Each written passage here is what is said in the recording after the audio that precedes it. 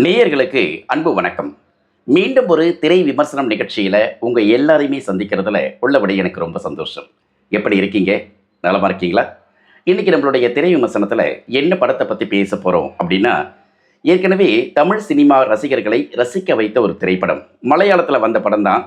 இருந்தாலும் தமிழ் ரசிகர்கள் மட்டுமல்ல, உலகத்தில் இருக்கக்கூடிய எல்லா விதமான ரசிகர்களையும் ஒட்டுமொத்தமாக கவர்ந்த ஒரு இளைஞர் பட்டாளம். மஞ்சுமல் பாய்ஸ் அப்படிங்கிற ஒரு படம்.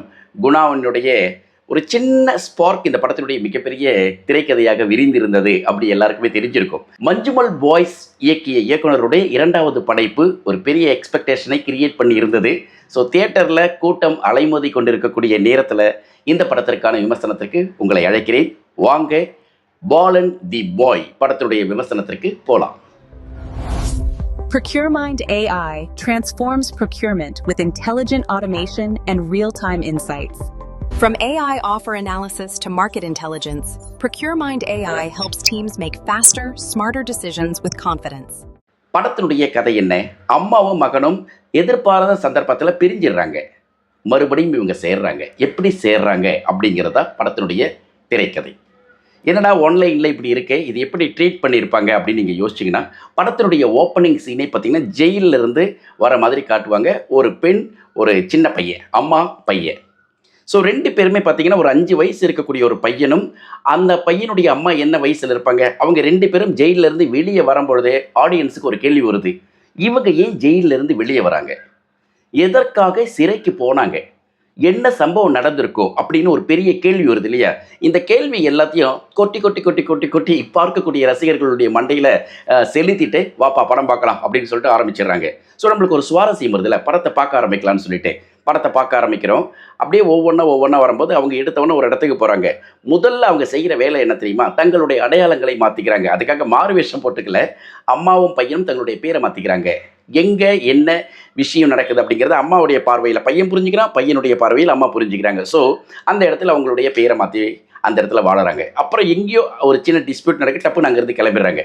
இன்னொரு இடத்துக்கு போகிறாங்க, அங்கே தங்களுடைய பெயரை மாற்றிக்கிறாங்க, அங்கேயும் அதே போல் நடக்குது. அங்கே ஒரு சம்பவம், அப்புறம் வெளியேறாங்க.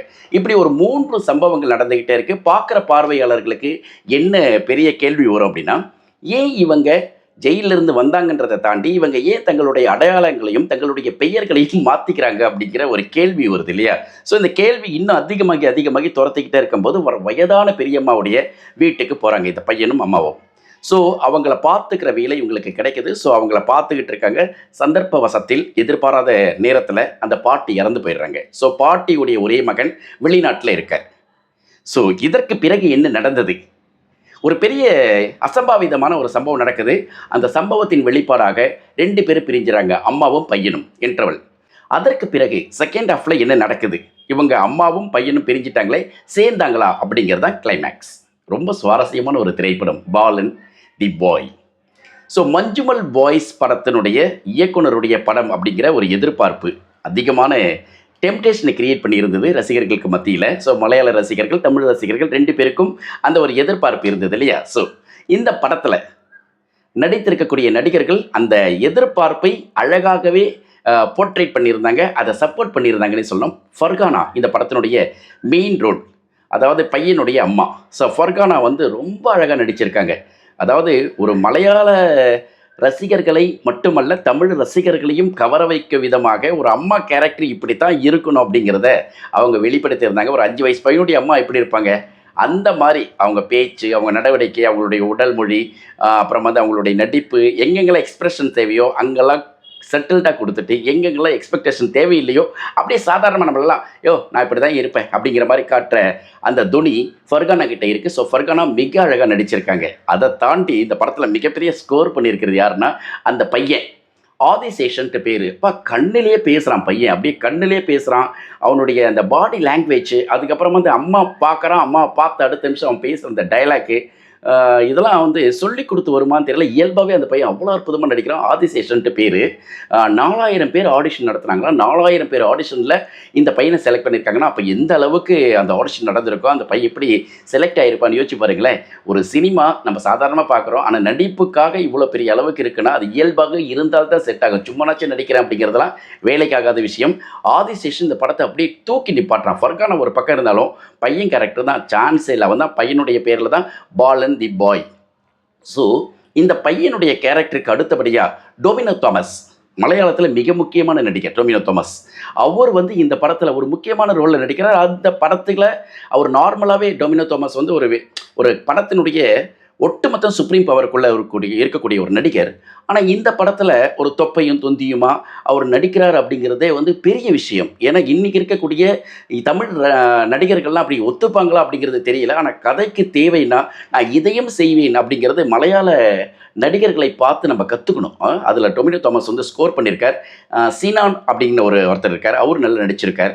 அதுக்கப்புறம் வந்து சூன்பான் லால், அப்புறம் வந்து கிறிஷ் ஏடி, இவங்கெல்லாம் வந்து கவனிக்கத்தக்க முகங்களாக நான் பார்க்குறேன். ஓகேவா, ரைட். இப்போ இந்த படத்தினுடைய டெக்னிக்கல் டீமுக்குள்ளே வரணும். பாலன் தி பாய் படத்தினுடைய கதை யாருடையது அப்படின்னு பார்த்தீங்கன்னா, ஆவேசம் படத்தினுடைய இயக்குனர் ஜீத்து மாதவனுடையது. ஜீத்து மாதவன் தான் இந்த படத்தினுடைய கதையை எழுதியிருக்கார். ரொம்ப அருமையாக எழுதியிருக்கார். இந்த கதை வந்து தான் படத்தினுடைய மிகப்பெரிய விஷயமே. கதை மட்டும் இல்லைன்னா படத்தில் என்னதான் டெக்னிக்கல் விஷயம் இருந்தாலும் எடுபட்டு இருக்காது அப்படிங்கிறது தான் உண்மை.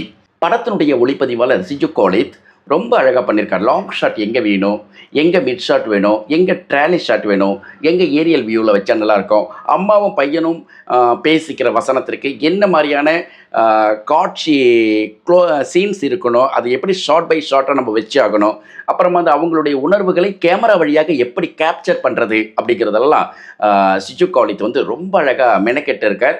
அவருடைய அந்த வேலையை மிக அழகாக எடிட்டிங் வழியாக விவேக் ஹர்ஷன் வந்து ஈடு செஞ்சு படத்தை ரொம்ப சப்போர்ட்டிவாக கொண்டு வந்திருக்கார். விவேக் ஹர்ஷனுடைய இந்த படத்தொகுப்பு படத்திற்கு கூடுதல் பலம் அப்படின்னு சொல்ல முடியும். இந்த படத்தினுடைய இசையமைப்பாளர் சுஷின் ஷியாம் படத்தினுடைய ஆர்ஆர் வழியாக மிக அழகாக கவனிக்க வைக்கிறார். ஏன்னா அம்மா பையன் ரெண்டு பேருக்குள்ள சென்டிமெண்ட்டு, இவங்க ஒவ்வொரு வீட்டுக்காக போகிறாங்க, ஒவ்வொரு பகுதியில் வாழறாங்க, அந்த லேண்ட்ஸ்கேப்புக்கு ஒட்டி இருக்கக்கூடிய விஷயம், அவங்களுடைய அந்த எமோஷ்னல் பாண்டு அவங்க பேசிக்கும் போது தான் வெளிப்படணும். அதை தாண்டி அவங்க மௌனமாக இருக்கிறப்பையும் ஆர்ஆர் வழியாக வெளிப்படுத்த வேண்டிய சூழ்நிலை இருக்குது. அதில் வந்து சுஷில் ஷியாம் வந்து ரொம்ப அழகாக ஆர்ஆரில் ஸ்கோர் பண்ணியிருக்கார். அவருக்கு தனிப்பட்ட வகையில் நம்மளுடைய பாராட்டுக்களை தெரிவிக்கலாம். இந்த படத்திற்கு 2 பேர் தயாரிப்பாளர்கள், வெங்கட் நாராயணா மற்றும் ஷைலஜா தேசாய் ஃபென். இவங்க 2 பேரும் சேர்ந்து தயாரித்திருக்கக்கூடிய இந்த படம் பாலன் தி பாய். ஸோ இயக்கத்துக்கு வரலாம். இயக்கம் சிதம்பரம் ரொம்ப அழகாக பண்ணியிருக்கார். மஞ்சுமல் பாய்ஸில் அவர் வந்து இயக்கியிருந்தப்போ அந்த யங்ஸ்டர் டீமே வந்து ஒட்டுமொத்தமாக வேறு தளத்தில் இருந்தது. அவங்க ஒரு சின்ன பட்ஜெட்டுக்குள்ளே இவ்வளோ பெரிய விஷயத்தை செய்ய முடியுமா அப்படின்னு ஒரு சின்ன கதை தானே, ஒரு சாதாரண விஷயம் தான். அதை எப்படி இவ்வளோ பெருசாக காட்ட முடியும், இவ்வளோ அளவுக்கு சம்பாதிக்க முடியும் அப்படின்னு இண்டஸ்ட்ரியே திரும்பி பார்க்க வச்ச அந்த இயக்குனர் இப்போ பாலன் திரைப்படத்தின் மூலமாக ஒட்டுமொத்தமாக திரையுலகத்தை பாருங்கப்பா, சாதாரண விஷயத்தை கூட நாங்கள் பெருசாக்குவோம் அப்படின்னு சொல்லிட்டு கதையை பிரம்மாண்டமாக ஆக்கியிருக்கிறார். அந்த அடிப்படையில் சிதம்பரத்துக்கு நம்மளுடைய பாராட்டுக்கள். ஸ்லோவாக நகரக்கூடிய ஒரு த்ரில்லர் மூவியை பொறுமையாக இருந்து கடைசி வரைக்கும் பார்ப்பேன் அப்படிங்கிற ஒரு மனநிலை உங்களுக்கு இருக்குன்னா கண்டிப்பாக தியேட்டரில் போய் பாருங்கள். பாலன் தி பாய் நிச்சயமாக ரசிக்கக்கூடிய ஒரு திரைப்படம். கிளைமேக்ஸ் எதிர்பார்க்காத ட்விஸ்ட் அப்படின்னே சொல்லுவேன். படத்தை பற்றின விமர்சனத்திற்கு நீங்கள் என்ன கமெண்ட்ஸ் கொடுக்க போகிறீங்க, கமெண்ட் செக்ஷனில் போஸ்ட் பண்ணுங்கள். சரியா? மீண்டும் அடுத்த திரை விமர்சனம் நிகழ்ச்சியில் இன்னொரு ஆகச்சிறந்த திரைப்படத்தினுடைய விமர்சனத்துடன் உங்களை சந்திக்கிறேன். அதுவரை அன்பு வணக்கங்களையும் வாழ்த்துக்களையும் சொல்லி விடை பெற்றுக் கொள்கிறேன். என்றும் உங்கள் நேசத்திற்குரிய நாகா. See you. Bye-bye.